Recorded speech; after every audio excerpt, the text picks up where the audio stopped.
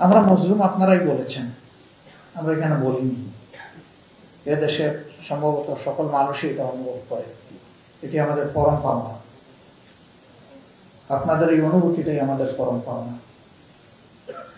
কিন্তু ভবিষ্যতে আমরা যখন কোনো সুযোগ পাব, আমরাই যাতে আবার আরেকজনের উপরে জুলুম না করি, আপনারা আমাদেরকে শক্তভাবে ধরে সাহায্য করবেন। যে কষ্ট আমরা পেয়েছি অন্যদের দ্বারা, আমাদের দ্বারা যেন একই কষ্টটা অন্য কেউ না পায়। এবার আপনারা দেখেছেন পরিবর্তনের প্রথম দিন থেকেই আমরা চেষ্টা করেছি আমাদের জায়গায় একটু সজাগ থাকার। আমরা সকল ধর্মীয় প্রতিষ্ঠানে আমাদের যা সামর্থ্য আছে তাই নিয়ে আমরা দাঁড়ায় গেছি যে এখানে ধর্মের ভিত্তিতে কাউকে কোনো কিছু করতে দেওয়া হবে না। আমার যদি এই দেশে শান্তিতে বসবাস করার অধিকার থাকে, তাহলে অন্য সকল ধর্মের মানুষের ঠিক একই অধিকার। সমাজে একটা শব্দ চালু আছে, সংখ্যালঘু সংখ্যালঘু। এই শব্দের মাধ্যমেও কিন্তু সমাজটাকে ডিভাইড করা হয়। আমরা এই কনসেপ্টের সাথে একমত। neither majority nor minority, we demand unity. এই মাইনরিটি মেজরিটি স্লোগান আমাদের দেশে যত উঠে, দুনিয়ার আর কোন দেশে উঠে আমি জানি না। প্রয়োজনটা কি? আমরা তো মিলেমিশেই আছি। সাম্প্রদায়িক সম্প্রীতি রক্ষার জন্য আমরা সকলে সিনসিয়ার। এবার আপনারা দেখেছেন বিভিন্ন প্রতিষ্ঠান পাহারায় শুধু রাজনৈতিক ব্যক্তিরা নামে নাই, মাদ্রাসার ছাত্ররাও নেমে গেছে, তারাও কিন্তু পাহারা দিয়েছে। আমাদের দল ছিল, বিএনপি ছিল, ছাত্র দল ছিল, এর পাশাপাশি মাদ্রাসার ছাত্ররাও ছিল। আমরা এটাকে অ্যাপ্রিশিয়েট করি, কিন্তু এটাও আমরা চাই না বিশেষ পরিস্থিতিতে কাউকে কাউকে পাহারা দিতে হবে কেন? আমার জন্য যদি পাহারা না লাগে, আরেকজনের জন্য লাগবে কেন? এই সংস্কৃতি উঠে যাক, সেটা আমরা চাই। সবাই যেন এখানে নিরাপত্তার গ্যারান্টি পায়। আমি কি শিখাই দেব অথবা বাধ্য করবো আরেকজন কোন ধর্ম অনুসরণ করবে, এর অধিকার আমার আছে? নাকি আমার উপর কারো জোর খাটানোর অধিকার আছে? তা যদি না থাকে, তাহলে কেন এটা হবে? কেন কিছু মানুষ আতঙ্কে পড়ে যায়? এই জায়গাগুলো আমাদেরকে পরিষ্কার করতে হবে। দেশের বাইরে থেকে কেউ কেউ হয়তোবা বাস্তবতা না জানার কারণে তারা সম্প্রতি কিছু ভূমিকা পালন করেছেন বা করছেন, যেটা আসলে আমাদের দেশের জন্য কাম্য নয়। আমরা আমাদের এই সমস্ত বন্ধুদেরকে অনুরোধ করব, আসুন আপনারা বাস্তবতা দেখেন।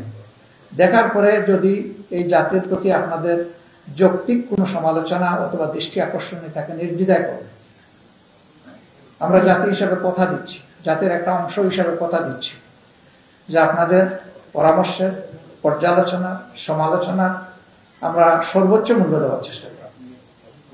কিন্তু আমাদেরকে অনুধাবন না করে আমাদের শৃঙ্খলা বিঘ্নিত হয় এমন কোনো কাজ করলে আমরা ব্যথা পাব।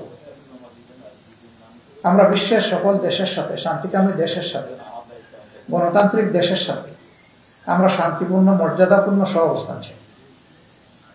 আমরা সকলের মর্যাদা রক্ষার পক্ষে এবং আমরা আমাদের নিজেদের মর্যাদা পাওয়ার পক্ষে। একদল শুধু দিয়ে যাবে, আরেকদল শুধু পেয়ে যাবে, এটা কোনো জাস্টিস না। এখানে এটা মিউচুয়াল হতে হবে, এবং মিউচুয়াল রিলেশন যখন ভালো থাকে তখন সবাই ভালো থাকে। আমরা কেউ বিপদে পড়তে চাই না। আমরা চাই সকলেই সকলের সম্মানিত প্রতিবেশী হিসাবে বসবাস করে। এটা শুধু ভারত দিয়ে কোনো কথা, সকলের ক্ষেত্রে আমাদের একই কথা। আর একটা জিনিস আমরা চাই, মনে প্রাণ আমাদেরকে আপনারা সাহায্য করেন বন্ধু হিসাবে যেখানে প্রয়োজন, কিন্তু মেহরবানি করে কেউ আমাদেরকে কোনো বিষয়ে বাধ্য করার চেষ্টা করবেন না। আমাদের ডিসিশনটা আমাদের জনগণকে নিতে দিন। জনগণ যখন ডিসিশন নেবে তখন সেই ডিসিশন জনকল্যাণমূলক ডিসিশন হবে। এটাই হবে গণতন্ত্রের পক্ষে, জনগণের অধিকারের। কিন্তু অন্য জায়গা থেকে যদি কেউ আমাদেরকে বাধ্য করার চেষ্টা করে, তাহলে আমরা ক্ষতিগ্রস্ত হব। আমরা সকলের বন্ধুত্ব চাই, সহযোগিতা চাই। এইরকম বন্ধুত্ব এবং সহমর্মিতা, সহযোগিতাপূর্ণ একটা দেশ আমাদের বড়ই প্রয়োজন। আমরা বারবার সবাই একটা কথা বলি প্রতিবেশী বদলানো যায় না। আপনি বদলানোর চিন্তা করেন কেন? আপনার স্বভাব বদলান, তাইলে তো প্রতিবেশী বদলানোর দরকার পড়বে না। প্রতিবেশীকে প্রতিবেশী হিসাবে আপনি রিসিভ করে নেন, তার প্রতি আপনি সম্মান প্রদর্শন করুন। অবভিয়াসলি আপনি যখন কাউকে সম্মান করবেন, ভালোবাসবেন, আপনার পাওনা হয়ে যাবে তার কাছ থেকে সম্মান এবং ভালোবাসা। এর জন্য একটু ধৈর্য ধরতে হবে, অস্থির হওয়ার কিছু নেই। সব কাজেই বড় কোনো কাজের অর্জনের জন্য ধৈর্যের সাথে সাহসিকতার সাথে আগাতে হবে। এই দুইটাই লাগবে, ধৈর্য লাগবে, সাহসিকতা লাগবে। তবে সবচেয়ে বড় সাহসিকতা হচ্ছে অধৈর্য না হওয়া, ধৈর্য ধরা। আমরা যেন সেটা পারি। আপনারা জানেন, অনাকাঙ্ক্ষিতভাবে এ মাসের 1 তারিখ হঠাৎ করে আমাদেরকে নিষিদ্ধ ঘোষণা করা। যে ছাত্র সংগঠনটি আমাদেরকে ভালোবাসে, আমরা যাদেরকে ভালোবাসি তাদেরকেও নিষিদ্ধ করা। কোন প্রেক্ষাপটে? যখন অধিকারের দাবিতে সারা জাতি ঐক্যবদ্ধ। আমি সূচনায় বলেছিলাম 1.5 মাসের শিশু থেকে 90 বছরের বৃদ্ধ বুঝলাম, শিশু 1.5 মাসে কিভাবে এসেছিল। মা তার 1.5 মাসের সন্তানকে কুলে নিয়ে রাস্তায় ছিলেন। আপনাদেরই একজন জিজ্ঞেস করেছেন, সাংবাদিকের বন্ধু, যে আপনি এই ঝুঁকি নিয়ে, এই কচি বাচ্চা নিয়ে এখানে রাস্তায় এসেছেন কেন? এই মা অত্যন্ত স্থির চিত্তে ধীরভাবে তিনি উত্তর দিয়েছেন, বাচ্চা কি আমারই শুধু একটা? আর মায়ের সন্তান নাই? সব মায়ের সন্তানদের বুকে গুলি ছোড়া হচ্ছে, আমি আমার সন্তান নিয়ে এসেছি, সেই গুলি গ্রহণ করতে সেও যেন শরীক হয়ে যায়। দেশের জন্য, জাতির জন্য, মুক্তির জন্য, স্বাধীনতার জন্য, এটা দ্বিতীয় স্বাধীনতা অনেকে বলছে। এই স্বাধীনতার জন্য যারা শহীদ হয়েছে, আমি তাদের কাতারে আমার নাম লেখালে আমি গর্বিত হব।